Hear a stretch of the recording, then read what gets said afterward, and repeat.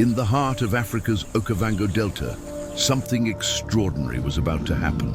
Two lion brothers, separated since birth, were about to cross paths after 7 long years apart. But when they finally met face to face, would they recognize each other? Or would they fight to the death like rival kings? Before I reveal this incredible moment, you need to understand how their story began and why their bond would become one of the most legendary partnerships the wild has ever seen. The year was 1996. In the lush floodplains of Duba, where water and grassland meet in perfect harmony, 2 male cubs were born under the African sun. They were brothers, born just minutes apart to the same lioness. From their first breath, they were inseparable. They played together, tumbled over each other in the tall grass, and slept side by side under their mother's watchful gaze. The Duba Plains pride was thriving, and these 2 cubs represented the future of their bloodline. If you love real wildlife stories that will touch your heart, subscribe to the channel and hit that notification bell so you never miss an incredible tale like this one. Life in Duba was paradise for these young brothers. Buffalo were abundant in this territory, providing endless food for the pride. The resident males kept the borders secure, patrolling day and night to ensure their families' safety. The 2 cubs had no idea that everything was about to change in the most violent way possible. Peace in the wild never lasts forever. One scorching afternoon, when the cubs were barely 4 months old, the distant rumble of unfamiliar roars shattered the tranquility. 3 massive nomadic males had discovered the Duba territory, and they wanted it for themselves. These invaders were battle-hardened warriors, covered in scars, their manes dark and thick from years of survival. They had come to claim what wasn't theirs, and they were willing to kill for it. The resident males of Duba pride fought with everything they had. The clash of titans echoed across the plains as the defending fathers battled the invaders desperately. Dust rose in clouds, blood stained the earth, and the air filled with terrifying roars that made every creature within miles freeze in fear. But they were outnumbered and overpowered. One by one, the defenders fell or fled, wounded and defeated. The invaders had won, and now the pride faced a horrible reality. Chaos erupted throughout the pride. The lionesses knew exactly what was coming next. The invaders would kill every cub to bring the females back into breeding condition. It was the brutal law of the wild, a terrible tradition that had played out for thousands of years. Survival meant only one thing now: run as fast and as far as possible. That night, in 2 different locations, miles apart, 2 frightened cubs cried out for each other. Their desperate calls echoed through the darkness, searching for the familiar scent, the warm body, the comfort of their brother. But their calls went unanswered. They were alone now, each one believing he might be the only survivor of the massacre. Neither could know that his brother was out there somewhere in the vast delta, crying the same desperate cries into the empty night. The 2 brothers would grow up in completely different worlds, shaped by different lionesses, facing different dangers, learning different lessons. 7 long years would pass before fate brought them back together in the same territory. But when that moment finally came, would the bond of blood be strong enough to overcome years of separation? Would some primal instinct help them recognize each other? Or would they become mortal enemies, 2 powerful males destined to fight to the death over the very same land where they were born? The northern cub grew up fast in the dense woodlands beyond Duba Plains. The lioness who had rescued him joined a small nomadic group of females who had also escaped the massacre. They were survivors, constantly moving, always vigilant, teaching the young male everything he needed to know about staying alive in a dangerous world. He learned to hunt small prey before he was a year old, his instincts sharpened by hunger and necessity. By the time he reached 2 years old, he was already showing the physical traits that would make him formidable. His frame was large and muscular, his shoulders broad and powerful. His mane began to grow early, darker than most, spreading across his neck like a warrior's armor. The nomadic life had made him tough and resourceful. He learned to fight young males, to steal kills from hyenas, and to survive alone when food was scarce. The northern territory where he roamed was harsh and unforgiving. Competition for food was fierce, and he bore the scars to prove it. A jagged line across his left shoulder from a buffalo's horn. Teeth marks on his flank from territorial disputes. Each scar was a lesson, each wound a reminder that weakness meant death. These challenges forged him into something special, a fighter who refused to back down from any threat. Meanwhile, far to the south, his brother was experiencing a completely different upbringing. The lioness who had carried him to safety found refuge in the papyrus channels and shallow wetlands of the delta's southern reaches. This area was rich with water and prey, more stable than the harsh northern woodlands. A small pride of 3 lionesses accepted them, and the young cub grew up with abundance around him. Life in the south made him strong in different ways. He grew even larger than his brother, his body thick with muscle from regular meals of lechwe and young buffalo.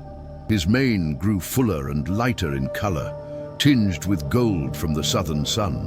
Where his brother learned scrappy survival tactics, this southern male learned patience and strategy.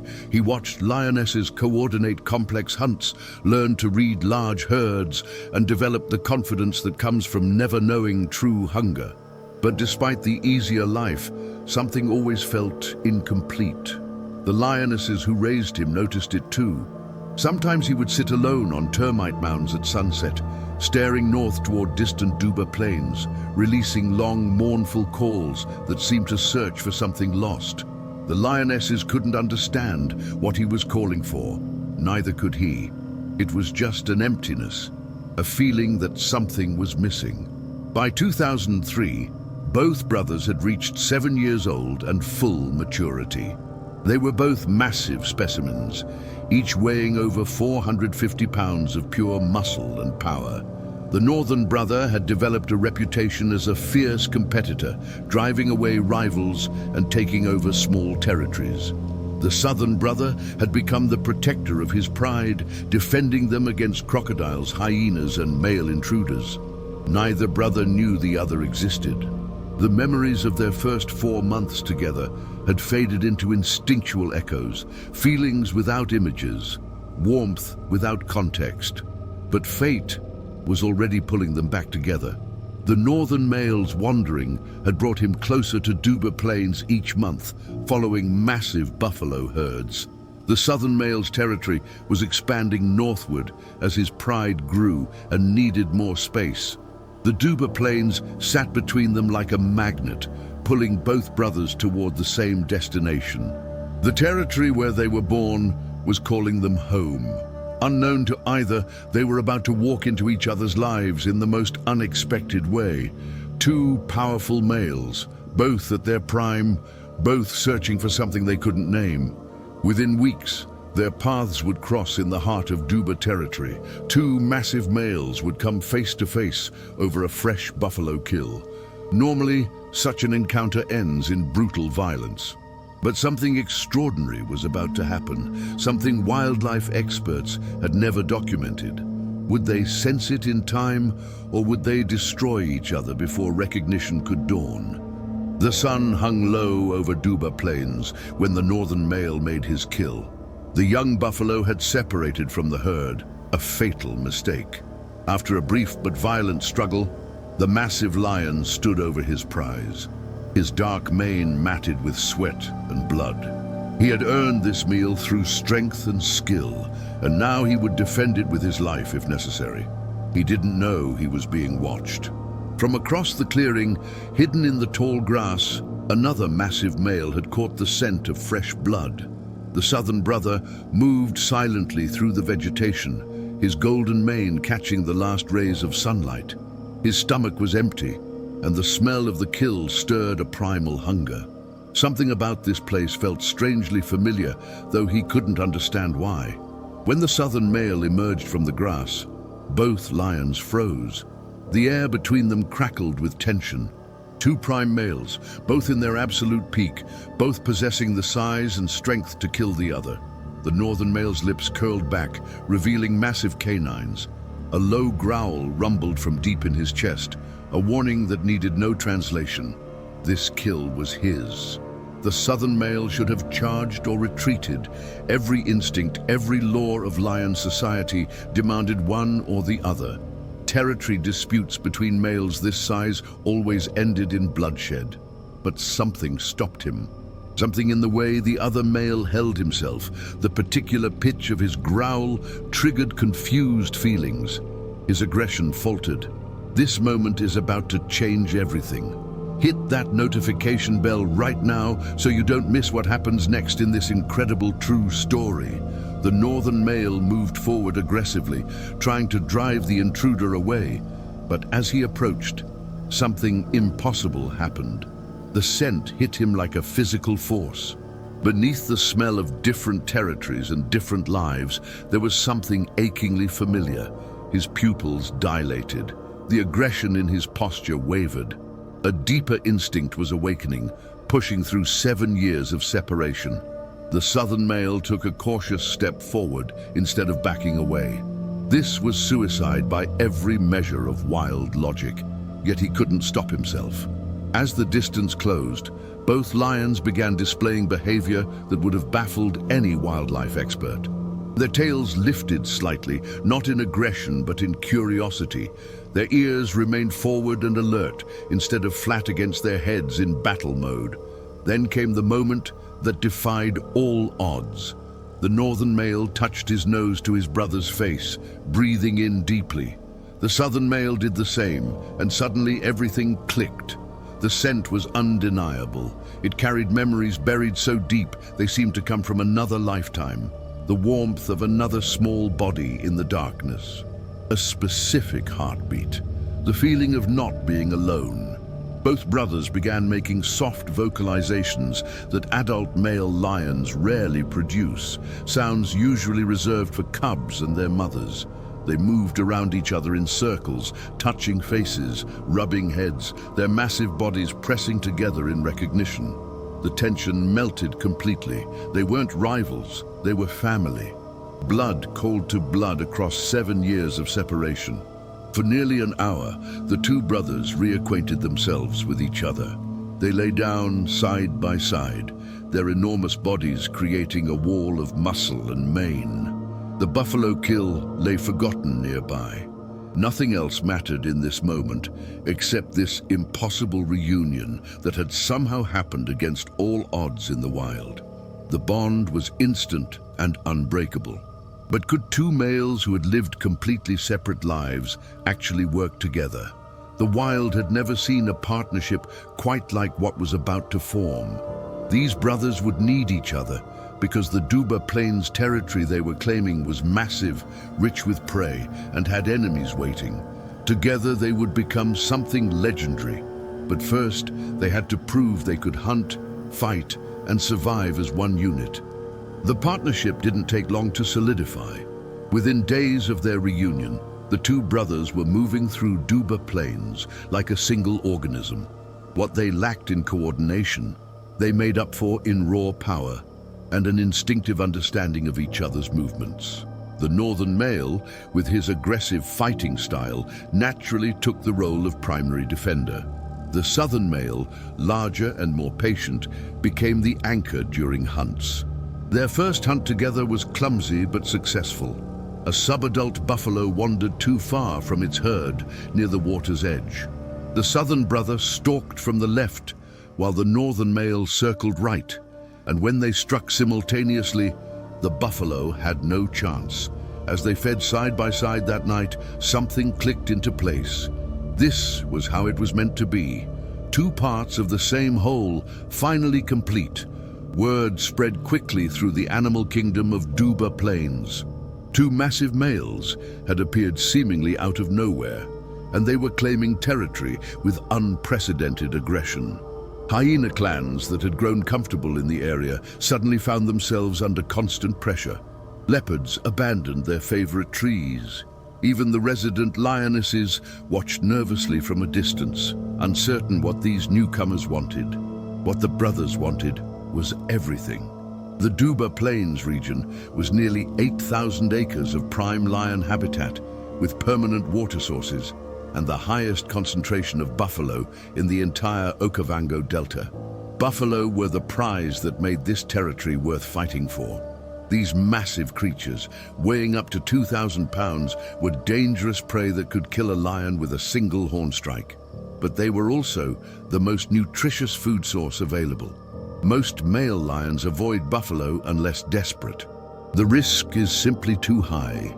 But the Duba Boys, as they would come to be known, were different. Their size and strength made them natural buffalo hunters. The southern male could grab a buffalo's nose and hold on while his brother attacked from behind. The northern male could dodge charging horns with reflexes honed from years of scrappy survival. Together, they brought down buffalo that would have been impossible for either to kill alone. By late 2003, they had successfully driven out the previous males and established dominance over 3 separate prides in the region. The main Duba pride consisted of 6 adult lionesses. The Skimmer pride to the north had 4 females. The Zaro pride to the south had 5. In total, the brothers now controlled 15 adult lionesses and their cubs across their massive territory. This was almost unheard of in lion society. Most male coalitions controlled 1 pride, perhaps 2 if the territory was exceptional. But the Duba Boys were managing 3 separate family groups spread across miles of floodplain and woodland. It required constant patrolling, frequent fighting, and an exhausting schedule of protecting borders and hunting for multiple families. But they thrived on it. The brothers developed a system where one would stay with the main Duba pride while the other patrolled the outlying territories. They would switch roles every few days, ensuring that all 3 prides received protection and that no rivals could sneak in undetected. Their roars at night echoed across the plains like thunder, warning any potential challengers that this territory was taken. The lionesses initially kept their distance, wary of these powerful newcomers. But as weeks turned to months, they began to accept the brothers. The kills were frequent and large. The cubs were safe. The borders were secure. By the end of their first year together, the Duba Boys had achieved something remarkable. A stable, thriving empire built on brotherhood and trust. For 2 years, their reign was unchallenged and peaceful. Cubs were born, the prides grew strong, and the brothers became legends in their own territory. But in 2005, a new threat emerged that would test their partnership like never before. Their own sons were growing up, becoming powerful young males themselves. And in the wild, there's only one rule when young males reach maturity. They must leave or be killed by their fathers. By 2005, the Duba Boys had fathered over 20 cubs across their 3 prides. Their genetics were spreading through the Delta, creating a new generation of powerful lions. But this success came with a dangerous price. Their oldest sons were now reaching sexual maturity, and nature's cruel law was about to create enemies from their own bloodline. The first coalition to form was the Skimmer Boys, 4 young males born to the northern pride. 2 of them were 5 years old, already sporting impressive manes and aggressive temperaments. The other 2 were 3 years old, still developing but eager to prove themselves. They had watched their fathers dominate the territory their entire lives, and now they wanted that power for themselves. The problem was simple. They wanted their father's land, their father's prides, and they were willing to fight for it. The second threat came from the Zaro pride in the south. 5 male cubs had been born there, all reaching 4 years old at nearly the same time. They were massive young lions, having grown up with abundant buffalo meat and their father's superior genetics. These 5 brothers formed their own coalition and began testing the boundaries of their father's patience. They would venture into forbidden territory, mark trees that weren't theirs, and challenge their fathers with increasingly bold roars. But the most unexpected danger came from outside the family entirely. Two mature males from a neighboring territory had been watching the Duba Boys' empire with jealous eyes for years. These outsiders were experienced fighters, scarred and battle-hardened, and they saw an opportunity. If they could catch either of the Duba Boys alone, if they could injure or kill one of the brothers, the entire empire would collapse. Three prides would be theirs for the taking. The Duba Boys now faced threats from three directions simultaneously. Their own sons were circling like sharks, and unknown males were probing the borders. The brothers couldn't be everywhere at once, and their enemies knew it. The strategy became clear. Wait for the brothers to separate during their patrols, then strike when the odds were better.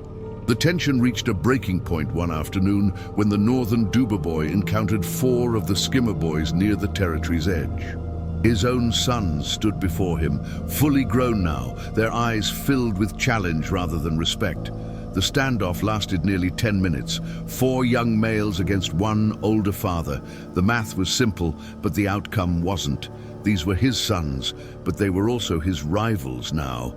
Biology didn't care about sentiment. The northern male made his choice. He charged directly at the largest of his sons with terrifying speed and violence. The message was clear: leave now or die. The 4 Skimmer Boys scattered, not yet ready for a fight to the death with their legendary father. But everyone present knew this was temporary. They would be back, and next time they might not run. Meanwhile, his brother in the south was having his own confrontation with the 5 Zaro males. The scene played out almost identically. A tense standoff, a display of dominance, young males retreating but not surrendering. The southern Duba Boy had won this round, but the victory felt hollow. These were his sons. He had protected them as cubs, brought them meat, taught them to hunt. Now they were his greatest threat. The brothers began sleeping less, patrolling more, always alert for the sound of rival roars.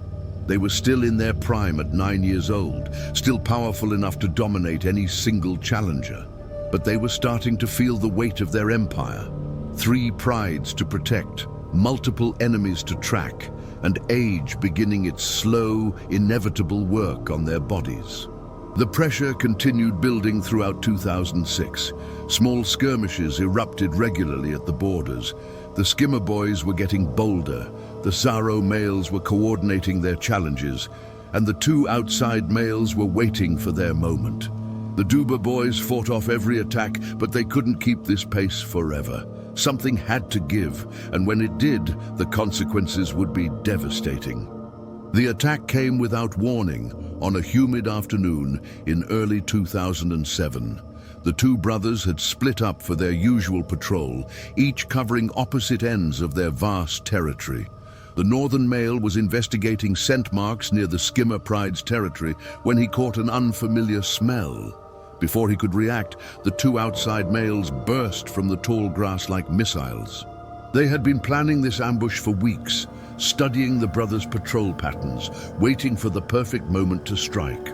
Now they had one of the legendary Duba Boys isolated and outnumbered. The northern male barely had time to brace himself before the first attacker slammed into his side with bone-crushing force. The second male went straight for his throat. What followed was pure chaos and violence. The northern Duba Boy was a seasoned fighter, and even outnumbered, he was incredibly dangerous. He twisted away from the throat bite and raked his massive claws across his attacker's face, opening deep gashes. But the other male was on his back now, biting into his shoulder, trying to bring him down. Blood sprayed across the grass as all 3 lions became a whirlwind of teeth and claws. The northern male fought with everything he had, but the math was against him. 2 against 1. Fresh attackers against a lion who had been patrolling all day. He was starting to tire, his movements becoming slower, his defenses weakening. One of the attackers got a solid grip on his back leg and pulled, trying to cripple him. This was how male lions killed each other. Systematic injury until the victim could no longer defend himself. Then he did the only thing he could do. He roared. Not a territorial roar or a warning, but a specific sound that carried a message of desperate urgency. It was a call for help, and it echoed across the plains like thunder. The attackers heard it too and intensified their assault, knowing they had limited time now. If they were going to kill this male, it had to be in the next few minutes. What happens next is one of the most powerful displays of brotherhood ever recorded in the wild. Drop a comment telling me what you would do if your brother needed you. Would you risk everything to save him? 3 miles away, the southern Duba Boys' head snapped up at the sound. He knew that roar. He knew what it meant. His brother was in mortal danger. Without a second of hesitation, he launched into a full sprint toward the sound. His massive body crashed through the undergrowth, his powerful legs eating up the distance. Nothing else existed except getting to his brother in time. The park rangers stationed near Duba heard the commotion too. They grabbed their cameras and radios, knowing something significant was happening. As they approached in their vehicle, they could see the fight in the clearing ahead. 3 males locked in brutal combat, blood everywhere, the ground torn up from their struggle. The northern male was on his side now, still fighting but clearly losing. One attacker had his throat. Not quite a killing grip, but close. The other was working on his hindquarters, trying to disable him completely. It was almost over. The attackers could taste victory. Then they heard it. A roar so loud and filled with such rage that it seemed to shake the air itself. The southern brother exploded into the clearing like a force of nature. He didn't slow down, didn't assess the situation, just crashed directly into the nearest attacker with the full weight of his 450-pound body. The impact sent both lions tumbling, separating them from his brother.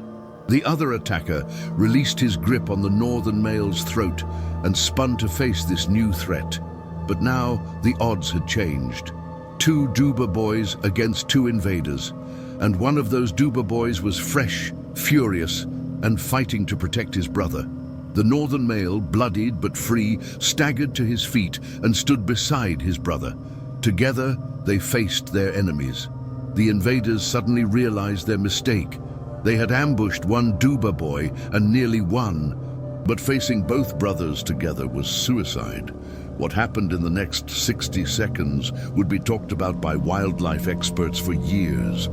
The invaders made the smart choice. They ran. Even injured, the 2 Duba Boys together were more than any challengers could handle.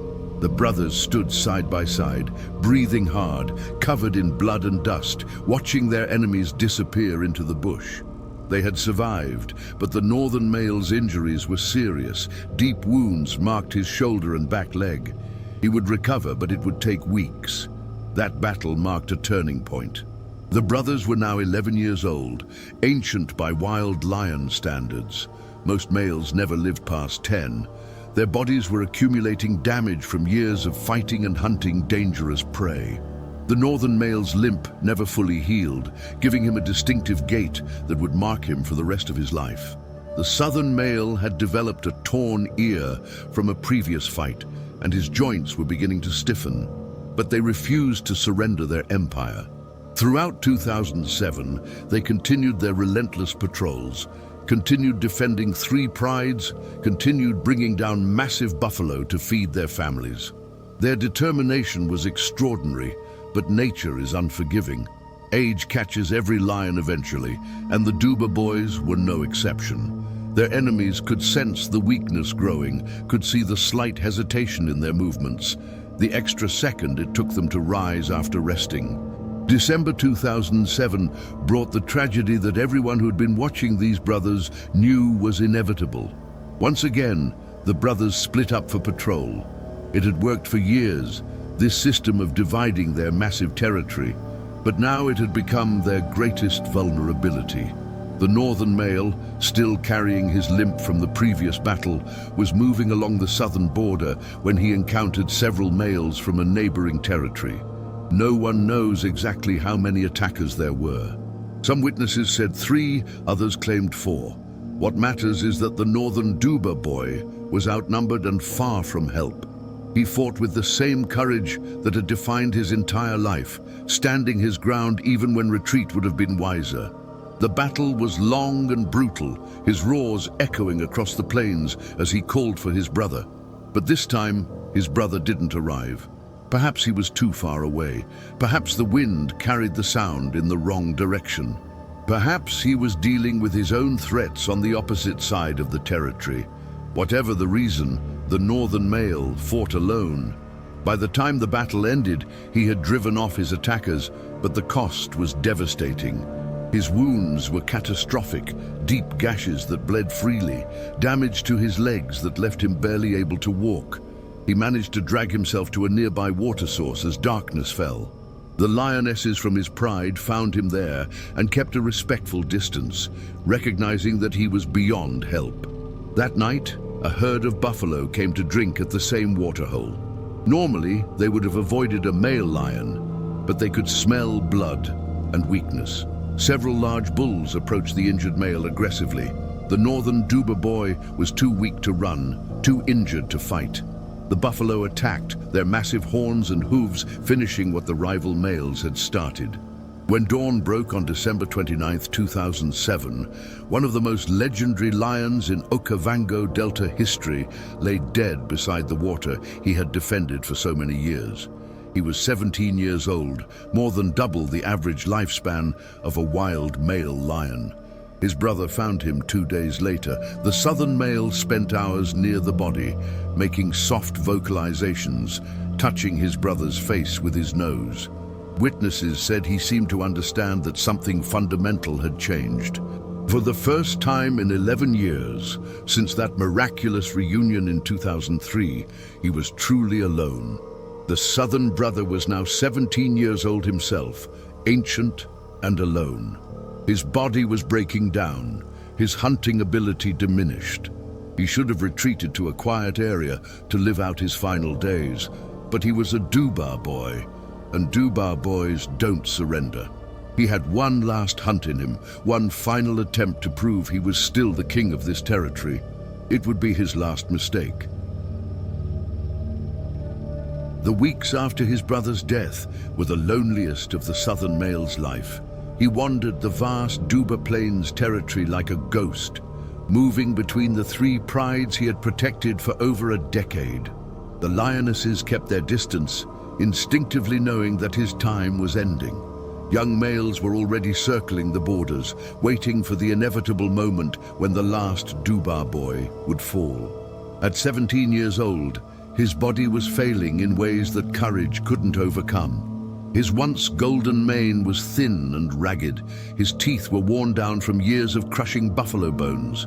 His muscles, though still impressive, had lost the explosive power of his prime. Every movement brought pain from old injuries that never fully healed. He was a warrior at the end of a long campaign, and he knew it. For several days, he disappeared completely from the areas where rangers and tourists typically spotted him. Some thought he had already died somewhere in the dense bush, joining his brother in whatever afterlife lions go to. But he was simply conserving energy, staying near water, knowing that he needed to eat soon or his strength would fade completely. The hunger finally became unbearable. On a July morning in 2008, he caught the scent of buffalo near one of his old hunting grounds. Logic said he should look for easier prey, something small and weak that he could kill without risk. But the southern Duba boy had never been a lion who settled for less. He had built his legend hunting buffalo, and he would hunt buffalo until his last breath. He found a large bull, separated slightly from its herd, grazing in the shallow water. Under normal circumstances, this would be a dangerous but possible kill. But these weren't normal circumstances. He was old, alone, and weak. What he needed was his brother beside him, working in coordination like they had done 1,000 times before. But his brother was gone, and the bull was here, and hunger makes even old warriors take desperate chances. The attack was clumsy from the start. His timing was off by just a second, his legs not quite generating the power they once did. The bull saw him coming and wheeled around, lowering its massive horns. The southern male tried to dodge, but his aging reflexes betrayed him. One of the bull's horns caught him directly in the chest, penetrating deep into his body. The pain was immediate and catastrophic. The bull flung him aside like a toy, and he crashed into the mud, the horn having caused internal damage that he could feel spreading through his body. The buffalo herd moved away quickly, leaving him lying in the shallow water, unable to rise. He had survived countless fights, countless hunts, 11 years of defending an empire. But this time, there would be no recovery. For 3 days, he clung to life with the same stubborn determination that had defined his entire existence. He couldn't walk, could barely move, but somehow he refused to die. Perhaps he was waiting for his brother, forgetting in his delirium that his brother was already gone. Perhaps he was simply too tough to let go easily. On the 4th day, July 28, 2008, he managed to drag himself to the river's edge for one last drink of water. As the sun set over the Duba Plains, painting the sky in brilliant oranges and reds, the last of the Duba Boys died beside the water he had defended for so long. He was 17 years old, exactly the same age as his brother. Together, they had ruled for 11 extraordinary years, raised dozens of cubs, and created a legacy that would be studied by wildlife experts for decades to come. If this story touched your heart, please hit that like button and subscribe to the channel. Share this video with someone who needs to hear a story about loyalty, brotherhood, and never giving up. Your support helps us bring more incredible true stories from the wild to audiences around the world. These two brothers, separated at birth and reunited by fate, defended each other and their territory until their very last breaths. They never abandoned their duties, never surrendered, and never left each other behind. What do you think made their bond so unbreakable? Was it instinct, memory, or something deeper? Share your thoughts in the comments below. Thanks for watching, and I'll see you in the next story.